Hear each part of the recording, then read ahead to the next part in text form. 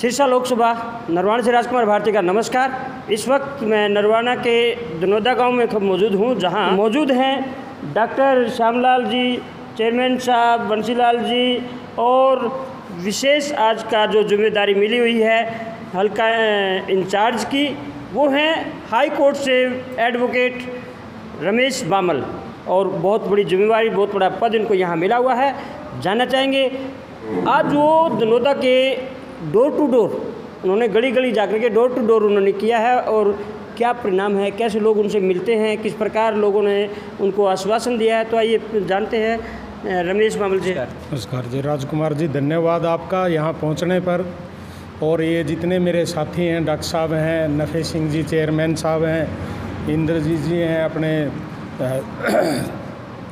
और बंसीलाल भाई हैं, और इतने बहुत ही यहाँ के जो लोग हैं इतने मिलनसार और डिवोटेड हैं कि मैं यहाँ पहुँचने पर मैं बहन जी शैलजा का धन्यवाद करता हूँ कि मुझे ऐसे लोगों से रूबरू होने का मौका मिला जाजनवाड़ा में, दनोदा में।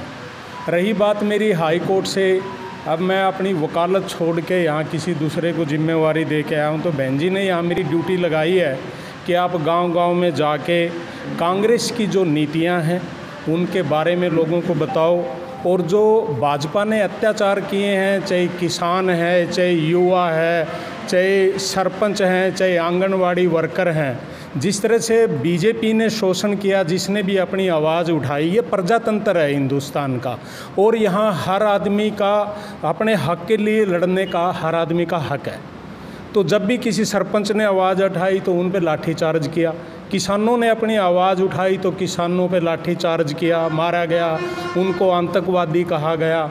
आंगनवाड़ी वर्कर हैं, उनको पीटा गया। मैं पंचकुला देखता था, वहाँ बैरिकेड लगा देते थे और उनको आगे चंडीगढ़ में जाने नहीं दिया जा रहा था, उनकी सुनी नहीं गई है। आज युवा इतना हताश है, किसी भी आदमी के पास जाके देखो, जो गरीब आदमी है वो गरीब होता जा रहा है और अमीर है जो अमीर होता जा रहा है। आज भी मैंने काफ़ी घरों में लोगों को देखा जाके जिनकी समस्याएं हैं, जिनकी सुनी नहीं गई है।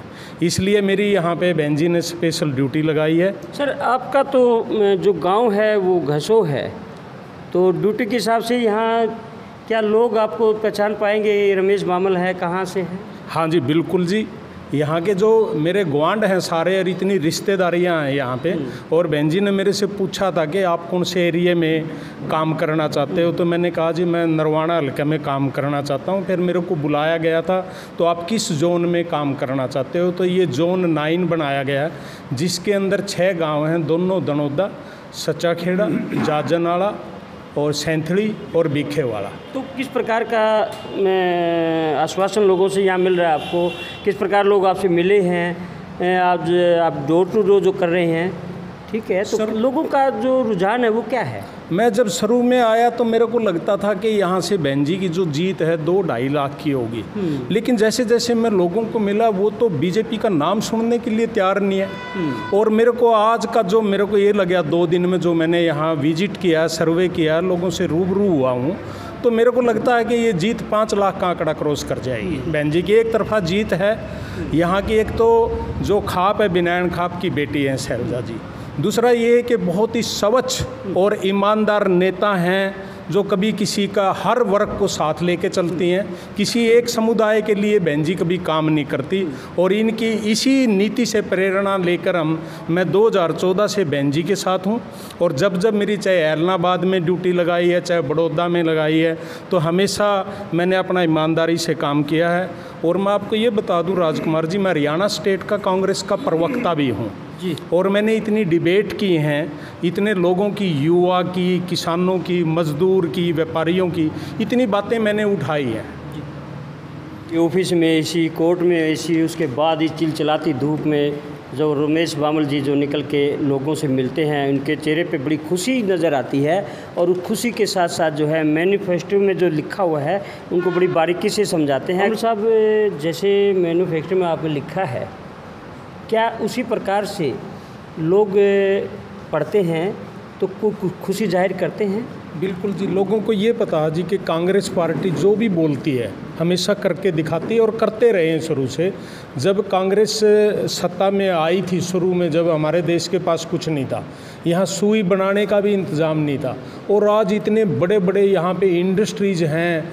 आप कंप्यूटर में देखिए, राजीव गांधी जी आए, कंप्यूटर की क्रांति आई। बीजेपी ने उसका भी विरोध किया था कि लोग बेरोज़गार हो जाएंगे, एम्प्लॉय कैसे करेंगे, टाइपिंग ख़त्म हो जाएगी, लेकिन आज उससे इतना रोज़गार बढ़ा। आप देखिए जो कंप्यूटर की क्रांति आई है। तो कांग्रेस जब भी कोई चीज़ लेके आई तो देश की उन्नति के लिए लेके आई है, लोगों को अब पूरा विश्वास है। और भारतीय जनता पार्टी एक झूठ की दुकान है। झूठ के अलावा हमारे प्रधानमंत्री हैं जो मोदी जी, यदि सदियों में सबसे झूठे आदमी का यदि नाम लिया जाएगा तो हमेशा इनको प्रधानमंत्री नरेंद्र मोदी जी को याद किया जाएगा। जैसे सच्चाई के प्रतीक हरिश्चंद्र जी थे, उनको सदियों से नाम लेते हैं लोग, तो ऐसे ही माननीय प्रधानमंत्री मोदी जी का लोग एक झूठे प्रधानमंत्री के नाम में लेंगे। झूठ के अलावा बीजेपी ने आज तक कुछ नहीं किया। लोगों से झूठ बोल के सत्ता को हथिया लिया और अत्याचार के अलावा कुछ नहीं है। जैसे ये आंदोलन है, चाहे वो किसान आंदोलन है, चाहे आंगनवाड़ी आंदोलन है, किसी भी प्रकार का है, विशेषकर हम बात करेंगे किसान आंदोलन को लेकर के। किसान आंदोलन को लेकर के किस प्रकार का प्रभाव दिखाई देगा भाई कांग्रेस की तरफ या बीजेपी की तरफ? देखो, जब भी किसान के साथ अत्याचार हुआ है और एम्प्लॉय के साथ हुआ है तो सत्ता पलट के रख दी है। किसान कभी भी अपने अत्याचार को बर्दाश्त नहीं करता। आप मज़दूर हो, किसान हो और एम्प्लॉय हो, ये कभी किसी की लाठी से या गोली से नहीं डरते। आपने देखा होगा कितने किसानों शहीद हुए हैं। पार्टी ने, बीजेपी ने कील तक गाड़ दी थी रोडों के ऊपर, इतने अत्याचार किए थे। इन्होंने एक वायर लगाई थी, जो वायर है उसमें जो आदमी उसको क्रॉस नहीं कर सकता, वो इतनी डेंजरस वायर है कि जो हमारा संविधान है, कॉन्स्टिट्यूशन में लिखा हुआ है, और उसके बारे में हमने रिप्रेजेंटेशन भी दिया था गवर्नर को कि ये जो वायर इन्होंने लगाई है, वायर ये इतनी डेंजरस है कि जो भी उसकी चपेट में आएगा तो बच नहीं सकता।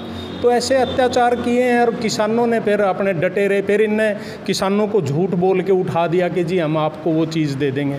आज देखो इस बात को कितने 2 साल के लगभग हो गए, इन्होंने वो जो चीज़ें इन्होंने एडमिट की थी दोबारा किसान को नहीं दी। इसलिए जो सत्ता को पलटने का जो विशेष क्रेडिट जाता है वो किसानों को, युवा को, अनएम्प्लॉयड को, एम्प्लॉय को, आंगनवाड़ी वर्कर हमारी बहनें थी, इतनी कितने अत्याचार किए। आपने देखा होगा रोज़ उनको पीटा गया है, वुमेन को, सरपंचों को पीटा गया। सरपंच तो एक गांव का मुखिया होता है, सरपंच पे लाठी उठाना पूरे समाज के ऊपर लाठी उठाने के बराबर। बिल्कुल। पहले तो कहूँगा मैं अपने कैमरेमैन से सभी ये चेहरे दिखाएं ताकि मैडम शैलजा को ये लगे कि ये लोग एसी में बैठने वाले, पंखों के नीचे रहने वाले आज चिलचिलाती धूप में किस प्रकार अपनी मेहनत और अपना संघर्ष कर रहे हैं, अपना जो रुतबा है वो लोगों के सामने खड़े होकर के दिखाते हैं और लोगों को बताते हैं किस प्रकार जो है आने वाला जो समय है वो कांग्रेस का होगा और कांग्रेस की जीत होगी। राजकुमार को दे इजाज़त, नमस्कार।